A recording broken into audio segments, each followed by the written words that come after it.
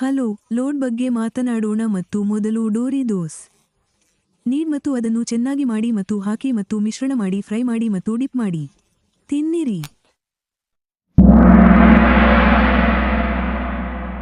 ಹಿಟೋಸ್ ಮೊಟರೆಲ್ಲಾ cheese socks ಬಗ್ಗೆ 3, 2, 1 store need ದೋಸ್ need ಮತ್ತು ಅದನ್ನು ಚೆನ್ನಾಗಿ ಮಾಡಿ ಮತ್ತು ಹಾಕಿ ಮತ್ತು ಮಿಶ್ರಣ ಮಾಡಿ ಫ್ರೈ ಮಾಡಿ ಮತ್ತು ಡಿಪ್ ಮಾಡಿ ತಿನ್ನಿರಿ.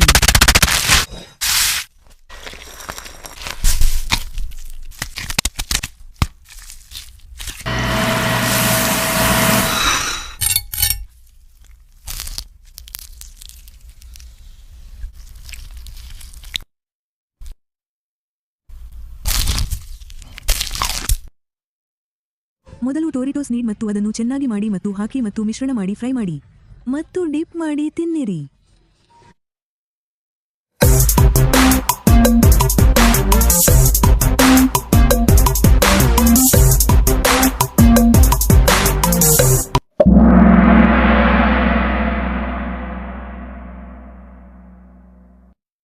ಇವು ಮೊದಲು ನೀಡ್ ದೋಸ್ ನೀಡ್